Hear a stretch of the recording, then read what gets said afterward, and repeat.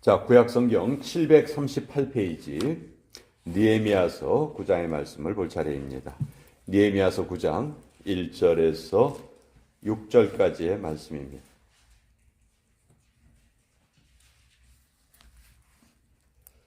느헤미야서 9장 1절부터 6절까지의 말씀, 구약성경 738페이지에 기록되어 있습니다. 찾으셨으면 우리 1절부터 6절까지 같이 읽겠습니다. 시작. 그달 29날에 이스라엘 자손이 다 모여 금식하며 굵은 베옷을 입고 티끌을 무릅쓰며 모든 이방 사람들과 절교하고 서서 자기의 죄와 조상들의 허물을 자복하고 이날의 낮 4분의 1은 그 제자리에 서서 그들의 하나님 여호와의 율법책을 낭독하고 낮 4분의 1은 죄를 자복하며 그들의 하나님 여호와께 경배하는데 레위 사람 예수아와 바니와 간미엘과 스바냐와 분니와 세레바와 바니와 그나니는 단에 올라서서 큰 소리로 그들의 하나님 여호와께 부르짖고 또 레위 사람 예수아와 간미엘과 바니와 하삼느아와 세레바와 호디야와 스바냐와 부다히야는 이르기를 너희 무리는 마땅히 일어나 영원부터 영원까지 계신 너희 하나님 여호와를 송축할지어다. 주여 주의 영화로운 이름을 송축하올 것은 주의 이름이 존귀하여 모든 송축이나 찬양에서 뛰어남이니이다. 오직 주는 여호와시라. 하늘과 하늘들의 하늘과 일월 성신과 땅과 땅 위의 만물과 바다와 그 가운데 모든 것을 지으시고 다 보존하시오니 모든 천군이 주께 경배하나이다. 하나님의 말씀입니다. 아멘. 자, 이 느헤미야는 세 번째 포로기한을 이끌었던 사람이죠. 근데 첫 번째 포로기한과 두 번째 포로기한 사이에는 약 80년의 간격이 있는데 두 번째 포로기한과 세 번째 포로기한은 불과 14년의 차이밖에 없어요. 그래서 두 번째 포로기한을 이끌었던 에스라와 세 번째 포로기한을 이끌었던 느헤미야는 동시대에 같이 사역을 합니다. 에스라는 율법을 가르쳤고요. 이 느헤미야는 유다 총독으로 부임해서 일단 먼저 52일 동안 성벽을 완성을 하죠. 예루살렘 성벽이 없었는데 그것을 완성을 합니다. 그래서 그 성벽을 완성한 시간이 아주 성경에 정확하게 기록이 되어 있어요. 우리 한국 사람들은 6.25를 잊을 수가 없죠. 그렇죠? 6월 25일 날. 근데 이 느헤미야가 성벽을 완성한 날도 구약 성경에 보면 6월 25일이에요. 6월 25일 날 완성을 하고 유대인들은 7월 1일을 이제 그 한 해의 첫날이라고 생각을 하거든요. 7월 달이 이제 새해라고 생각을 하는데 7월 1일 날 이제 다 함께 백성들이 모입니다. 새해 첫날 모인 거예요. 그래서 그때 뭘 하냐 하면 에스라가 느헤미야와 함께 백성들을 다 모아놓고 하나님의 말씀을 아침부터 계속해서 낭독을 해줍니다. 그때 어린아이서부터 나이 든 사람까지 다 수문앞 광장에 모여서 그 말씀을 들었다 했어요. 그러니까 이 하나님께서 이스라엘 백성들에게 계속해서 하나님의 말씀을 읽어주고 낭독하고 그 말씀을 계속 마음속에 새겨라 했는데 그 행동을 잘 안 한 거예요. 잘 안 하다가 이제 에스라가 그 모세오경을 다 낭독을 해주니까 그 말씀을 들은 이스라엘 백성들이 다 가슴을 치고 통회하고 하나님 앞에 잘못을 고합니다. 우리 조상들이 왜 나라가 망해서 그렇게 포로로 끌려갔다가 또 우리가 무슨 은혜로 이렇게 예루살렘에 다시 돌아왔는가? 하나님의 말씀을 들으면서 깨닫게 돼요. 그러니까 이제 이 사람들이 모세의 율법에 의하면은 7월 달에 지키게 돼 있는 절기가 있거든요. 그것이 초막절이었어요. 광야 생활을 하는 동안 하나님께서 지켜주신 것을 기억하면서 집 앞에다가 풀로 초막을 짓고 거기에서 일주일간 생활을 합니다. 그것이 이제 7월 15일서부터 일주일 동안 지켜야 되는 절기였어요. 그러니까 그전에는 하나님의 말씀을 자주 접하기 전에는 그런 절기가 있는지도 몰랐고 그런 절기를 지켜야 되는지도 몰랐는데 이제 그 말씀을 듣고 이스라엘 백성들이 깨닫고 그것을 지켰어요. 성대하게 초막절 행사를 지켰습니다. 자, 그 초막절 행사가 끝났어요. 근데 다시 또 모입니다. 1절에 보면 그달 29날에 이스라엘 자손이 다 모여 금식하며 굵은 베옷을 입고 티끌을 무릅쓰며 이렇게 되어 있죠. 하나님의 은혜가 임하면요, 여러분 예배가 기다려집니다. 예배를 계속 드리고 싶어 해요. 지금 한국의 그 기독교 신앙이 좀 쇠퇴하고 있다 하는 게 어떤 사람들이 이런 평가를 해요.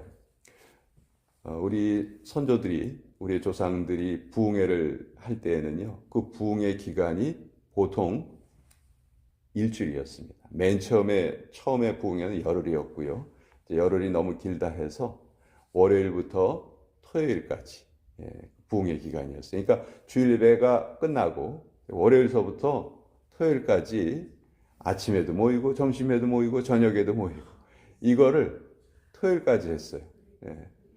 근데 토요일 날 끝나고 돌아가면서 아쉬워. 언제 또 해요? 우리 부흥회 언제 또 하죠?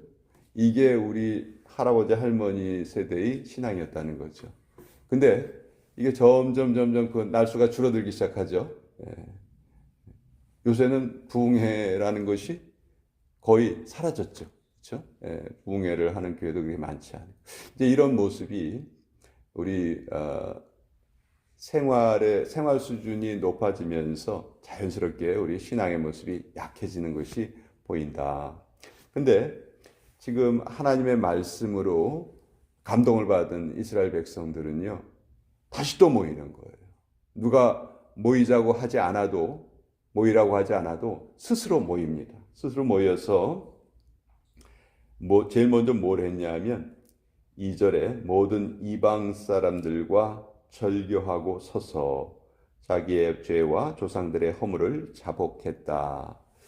느헤미야와 에스라가 한 일 중에서 가장 어려운 일 중에 하나가 이방 사람들과의 혼인 관계를 끊어내는 일이었습니다. 이미 그 당시에 그런 일들이 비일비재했고 누가 그걸 제일 앞장섰냐면 사회 지도층이 그걸 앞장섰었거든요.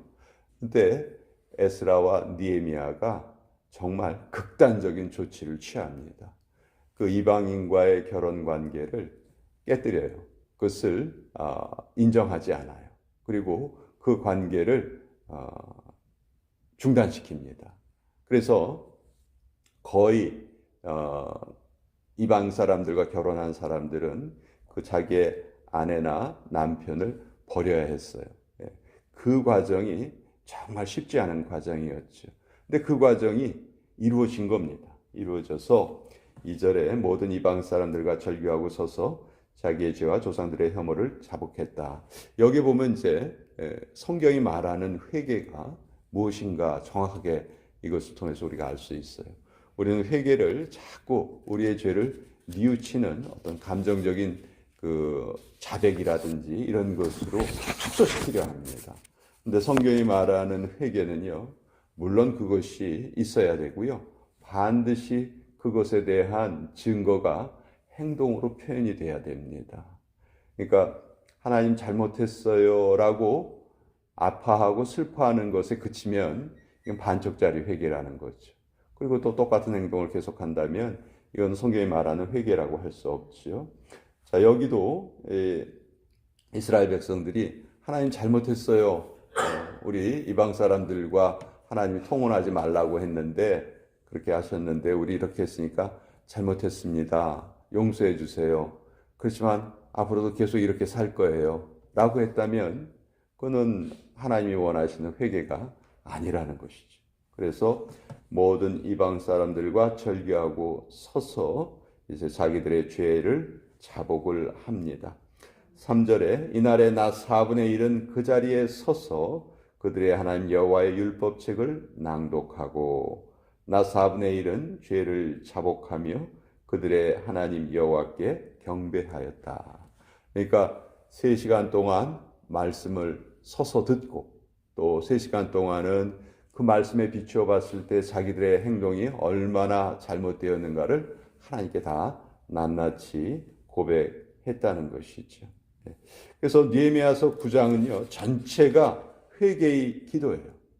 왜 우리의 조상들이 그런 고통을 당했는지 우리가 하나님의 말씀을 통해서 깨닫게 되었습니다. 이제 우리는 똑같은 잘못을 자신은 저지르지 않겠습니다 하는 그런 약속을 지금 하고 있습니다. 그래서 38절에 보시면요. 우리가 이 모든 일로 말미암아 이제 견고한 언약을 세워 기록하고 우리의 방백들과 레위 사람들과 제사장들이 다 인봉하나이다 하였느니라. 여기에 하나님과 다시 한번 계약을 체결하고 약속을 합니다. 이것이 이제 에스라와 느헤미야 시대에 있었던 일이죠.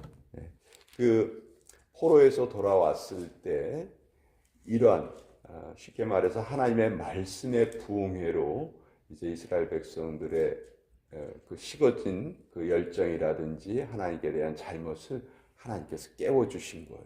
그래서 그 일을 우리 느헤미야가 잘 담당을 했다는 것이죠. 우리도요 이번 고난 주간을 살아가면서 분명히 우리가 알고 있는 우리의 잘못이 있어요. 이거는 나하고 하나님만이 알고 있는 잘못이죠. 그것을 끊어내는 것이 정말 쉽지 않을 거예요. 그 쉽게 끊어냈으면 지금까지 우리가 그거 가지고 있었겠어요? 근데 어렵기 때문에 우리가 가지고 있었지만 이번 고난주간의 기간 동안에 정말 하나님의 은총으로 그 하나라도 우리가 끊어낼 수 있었으면 좋겠습니다. 이것이 우리의 진정한 회개의 출발점이 되는 것이고요. 그럴 때 하나님께서 우리에게 반드시 은혜를 베풀어 주시겠다 약속하셨거든요. 그래서 물과 기름이 서로 섞이지 않죠. 서로 섞이지 않습니다. 근데 섞일 때가 있어요. 어떤 때가 섞이냐면 물하고도 잘 섞이고 기름하고도 잘 섞이는 물질이 그 가운데 딱 들어가 있으면 물과 기름이 섞여요. 그런 역할을 하는 게 뭐냐면 비누예요. 비누.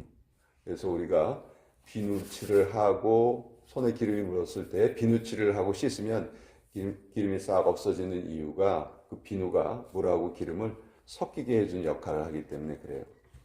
우리가 살고 있는 이 세상이요 마치 비누와 같습니다.